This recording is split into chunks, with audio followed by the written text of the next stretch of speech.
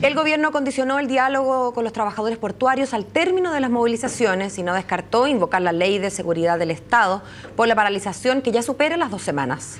En tanto, los sindicatos realizaron un encuentro en San Antonio donde acordaron mantener el paro, rechazando la vía que propone el Ejecutivo. Queremos analizar más este paro portuario y para eso nos acompaña el ministro de Agricultura, Luis Mayol. ¿Qué tal, ministro? Buenos días. Muy buenos días, Paola, ¿cómo está? Le iba a decir que le llueve sobre mojado, pero en realidad en un año de sequía no parece tan precisa la expresión. Pero estamos con muchos problemas. El paro portuario implica, por supuesto, un descalabro para las exportaciones y para todos los productores que además se han visto enfrentados al problema de sequía, al problema de las heladas y ahora, con el esfuerzo que me imagino les ha significado cosechar, no pueden sacar los productos. ¿Cómo se resuelve esto? Bueno, usted muy bien lo dice, al sector agrícola le ha tocado muy duro. Las heladas, la sequía, tipo de cambio, que algo se ha arreglado, ha pasado por muchas dificultades. Es un año completo en que todos los productores y los trabajadores se sacan la mugre para llegar a este momento y que un paro ilegal sea utilizado, para que utilicen precisamente al sector agrícola para obtener demandas cierto grupo de trabajadores, porque es un grupo, yo creo que no es justo. Ahora yo me imagino al tiro la respuesta del otro lado, bueno, nosotros también nos sacamos la mugre, dirán los portuarios. Sí, pero estamos en un Estado de Derecho. Existen leyes, existen tribunales, existe una dirección del trabajo. Yo pregunto aquí derechamente a quien promueve esto, que es el señor Vargas, ¿por qué no fue a los tribunales? ¿Por qué no demandó? ¿Por qué no generó una negociación colectiva? Es mucho más fácil esto. O a lo mejor no tiene argumentos legales para hacerlo, no sé. Llevamos 11 días y no ha ido a los tribunales, no ha recurrido. Por ahí dijo el otro día que salía muy caro. Bueno, si él está demandando, porque señaló en un programa de televisión que eran 20 millones de dólares, yo le digo que hay miles de abogados en Chile del mejor nivel que un pequeño porcentaje de lo que obtenga se dan por satisfechos. ¿Por qué no se usa la legalidad? ¿Por qué se usa al sector agrícola como carne de cañón para un paro ilegal? Bueno, probablemente, déjeme ser abogado del diablo, probablemente los portuarios no es que quieran utilizar al sector agrícola, es el sector agrícola el que se ve perjudicado, pero yo como portuario paro mis labores. Es una externalidad negativa de mala suerte, digamos, al que le tocó. Si estaban exportando fruta y eso se echa a perder, dirá yo. ¿Usted cree que es mala suerte que los 2 paros que ha habido en un año ilegales sean justos cuando estamos en plena época de exportación? No creo que sea casualidad. Creo que si lo que yo quiero es presionar, porque eso es una huelga finalmente, presiono cuando duele, si no, no tiene sentido. Sí, es como que yo haga un paro de noche cuando no trabajo. Bueno, yo puedo presionar, pero que me afecte a mí, pero yo no puedo presionar con los intereses de otros chilenos, de otra gente. ¿Sabe cuánta gente hay detrás del sector agrícola? Según la encuesta PNUD del año 2008, son 2 millones de chilenos, directa e indirectamente, sumen las familias. Hoy día estamos en plena temporada de exportación de arándano. Usted sabe que somos el primer exportador del mundo de arándano. El 70% de los productores de arándanos tienen menos de 10 hectáreas. Y para cosechar 1 hectárea de arándano se necesitan 25 personas. En este momento se está paralizando la cosecha de arándano. Esa fruta se va a perder. ¿Qué le decimos a nuestros compradores en el exterior? ¿Qué explicación? Yo este año tuve que ir, en el invierno tuve que ir a Estados Unidos, tuve que ir a Europa a dar explicaciones por el paro anterior. ¿Con qué cara lo vamos a hacer de nuevo este año? Ahora, ministro, probablemente si uno se queda revisando, analizando la justicia, la pertinencia, la legalidad del paro o los temas de fondo, podrá ser una discusión académica muy interesante, incluso una discusión ético-moral muy interesante, pero finalmente no se resuelve el problema. Hay ocasiones en que el llamado probablemente es a ser un poco más pragmático y dejar consideraciones más de fondo de lado en aras de que salgan los arándanos. ¿Usted cree que es trivial o es poco de fondo respetar el Estado de Derecho en un país? No creo que sea trivial. No. Un Estado de Derecho, para que un país funcione, se debe respetar y existen tribunales. Cualquier persona que tenga una demanda que hacer contra un privado, contra el Estado, tiene los tribunales. En el caso de estos son los tribunales del trabajo. Está la dirección del trabajo. Y está también directamente una negociación colectiva. En el puerto de Angamo fue una negociación colectiva la que se hizo y de los 5 sindicatos hubo 4 que decidieron seguir trabajando y 1 ir a una huelga. Esa fue una huelga legal. Pero cuando alguien se sale de la legalidad, entendemos que este es un paro, es ilegal, pero lo cierto es que se salió de la legalidad, no es que no deba ocurrir, pero ocurrió. Entonces, enfrentar la realidad implica que, bueno, se cometió una ilegalidad y claramente enrostrar a los portuarios, esto es ilegal, no ha bastado. Llevamos casi 2 semanas, no basta con simplemente recordar la ilegalidad. ¿Qué se hace? ¿Cómo se trabaja en concreto? ¿Qué estamos haciendo? ¿Qué vamos a hacer para que se salven la mitad de los arándanos, para que no se pierdan todas las cosechas? Lo que nosotros hemos dicho, que en un Estado de Derecho se respeta la legalidad y que el Estado no puede asumir compromisos de los privados. Aquí hay una discusión entre los trabajadores y las empresas, que son privadas. Los trabajadores dicen que tienen una demanda que no se la han hecho a la empresa, no sé por qué. Se saltan a la empresa y quieren que el Estado pague. Imagínense el precedente. Primero, el Estado no puede. No puede porque legalmente no puede pagar por los privados. Tiene que haber una ley. Así que descartemos. Pero el Estado ha dicho que tiene la mejor voluntad de tender todos los puentes, abrir a fin de articular todos los diálogos que sean necesarios, cuando exista esto. Pero en esta situación de presión no se puede actuar. Entonces, ¿qué es lo que ocurre? La empresa solicita el auxilio de la fuerza pública, en el caso de Angamo, para que le dé seguridad y protección a aquellos trabajadores que quieren trabajar. Bueno, el Estado lo tiene que hacer y lo ha hecho. Después, en el puerto de San Antonio ocurre lo mismo.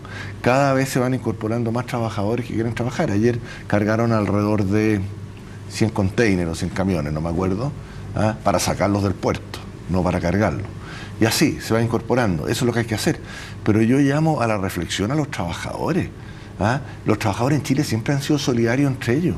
No se puede usar a otros trabajadores de otros sectores para lograr, digamos, una demanda que mientras no lo declaren los tribunales es ilegítima. Ministro, ¿no siente que ha faltado quizás liderazgo desde el Ministerio del Trabajo, desde alguna repartición, entendiendo que el gobierno actúa en este caso como una bisagra entre un conflicto que es de privados, pero que dado que es una actividad tan importante, estratégica y que afecta a tanta gente, usted lo ha entredicho, el Estado no puede estar ajeno, ¿no es verdad? Y en ese sentido el gobierno actúa como bisagra. ¿No faltará liderazgo por parte del ministro Llobet? No sé si personalizarlo en él, pero alguien tendría que estar actuando como buen componedor y esa persona parece estar faltando. Paola, aquí hay 4 ministros comprometidos con el presidente de la República directamente encima dirigiendo. Nos reunimos 2 o 3 veces diarias y el ministro Llobet ha tenido la mejor disposición. El ministro Llobet ha llamado al diálogo, ha tenido diálogo, lo han dejado plantado varias veces también. ¿Qué pretenden entonces en su visión porcentaje de portuarios que está en es obtener algo que es mucha plata y que desgraciadamente, y según lo que yo he visto, es difícil de configurar legalmente. Una indemnización de esa famosa media hora desde el año 2005 con efecto retroactivo. Casi una deuda histórica la que se plantea. Sí, yo ¿no? he leído todos los textos legales, el dictamen que invocan de la Dirección del Trabajo y no lo encuentro. No encuentro ni el efecto retroactivo ni la obligatoriedad de pagar, porque se establece que está entregado a la voluntad de las partes determinar cómo acaso se paga o se toma la media hora. Y el sindicato que reclama se la ha tomado siempre la media hora. Y cuando se llegó a un acuerdo el año pasado, que estaba la Mejillones dijo yo quiero que me paguen y en una reunión se fijó el precio por la media hora que fueron 3.600 pesos. Para ese sindicato que fue el que dijo quiero que me paguen. Los de San Antonio prefirieron seguir tomándose la media hora. Entonces que ahora pretendan que se pague. Entonces esa es la discusión jurídica que tienen. ¿Y por qué no se plantea en los tribunales y se trata que el gobierno pague, que no tiene nada que ver en esto? Entonces hay esas cosas que no nos calzan, ¿se fija? También hay problemas de liderazgo interno, yo creo, entre los dirigentes portuarios. ¿Sí? ¿Por qué lo dice? Porque hay gente que quiere tener liderazgo o protagonismo. ¿Ustedes tienen, no existe una cabeza, un liderazgo con el cual interlocutar? No. No, definitivamente no. ¿Y cómo se llega a un acuerdo entonces, incluso con buena voluntad? ¿Cómo se acuerda cuando hay...? En el sector de empresarial, digamos, portador, están los exportadores, están las navieras, están los productores de fruta, están las empresas portuarias. Tuvieron el otro día una reunión, se juntaron todos, y todos emitieron un comunicado en que tenían la mejor voluntad de sentarse. Una voz. Entre todos ellos, sí. Una voz diciendo que ellos proponían la formación de una mesa tripartita que tenían la mejor voluntad. Que los trabajadores, digamos, una vez que la acepten, pierda cuidado que el gobierno se va a incorporar de inmediato a ejercer su labor, ¿no es cierto?, de garante, de articulador, de todas maneras. Pero finalmente para saber, para que se cumpla ese de cuando lo acepten, hay que ver quién manda. Ese llamado lo hicieron, ¿no es cierto?, el sector de los trabajadores fruteros, ahora habría que esperar que el sector de los trabajadores acepte ese llamado, se constituya esa mesa y pierda cuidado que el gobierno va a ejercer su función subsidiaria de ser garante, de articular, de buscar las soluciones. Si ese es nuestro papel. Ministro, lo decíamos al principio, también los incendios han sido un tema que ha afectado al agro, bueno, a muchas actividades, todas las personas que están viviendo cerca de zonas afectadas, incluso quienes estamos lejos y vemos cómo se queman pedazos de nuestro país, lo padecemos a distancia. Usted ha hecho un llamado a que paren o se detengan los ataques a los brigadistas. Usted lo escuchaba en radio el otro día diciendo que los helicópteros no quieren acercarse, temen acercarse porque han sido víctimas de ciertos ataques. ¿A qué se refiere puntualmente, ministro? Me refiero puntualmente a eso, que hay temor en la gente que está participando en detener o controlar o apagar estos incendios. Los brigadistas es gente con mucha vocación, son gente joven. Pero el temor, ministro, para puntualizarlo, es un temor como... Bueno, me da susto porque en general se ha escuchado o concretamente en estas últimas semanas de incendios. Concretamente hace 10 días a un helicóptero le dispararon, le hicieron un hoyo volado en el fuselaje, atravesó el asiento del acompañante del conductor y salió en el techo. Obviamente un piloto que está trabajando en esas condiciones es lógico que tenga temor. Quemaron 2 helicópteros que estaban estacionados, digamos, en un centro de estos de descanso y se iban a quemar incluso los refugios donde duermen los brigadistas que estaban descansando.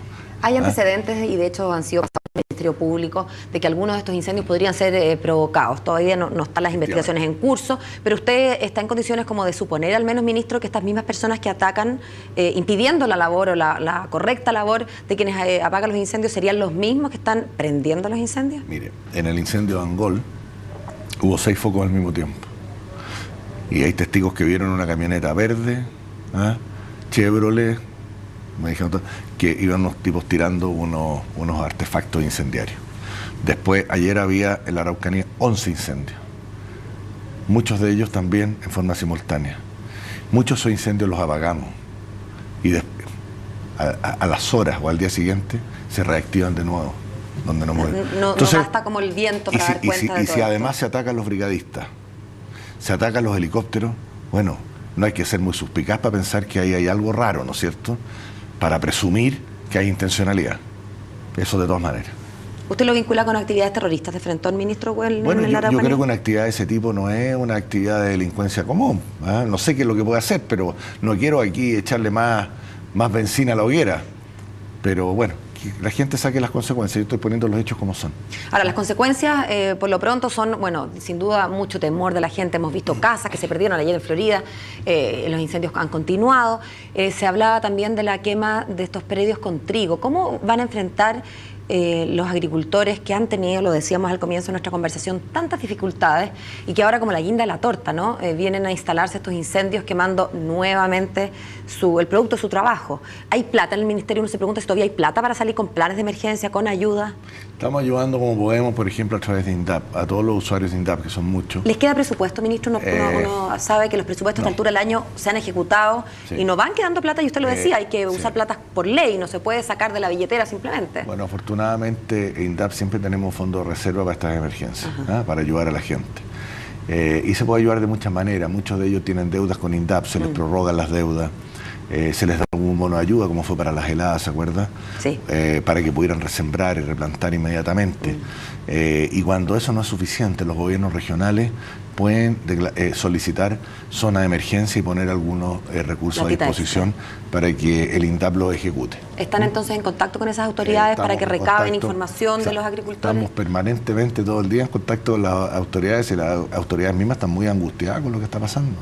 Si ven gente muy desesperada, usted acaba de decir, hay un agricultor tiene la esperanza durante todo el año de obtener sus ingresos en un trabajo que ha durado mucho tiempo, y si se le queman, como ese señor que salía en televisión el otro día llorando con su mujer 2 días antes de cosechar, que le quemaron todo, es que eso es un daño muy grande, es un vandalismo tremendo.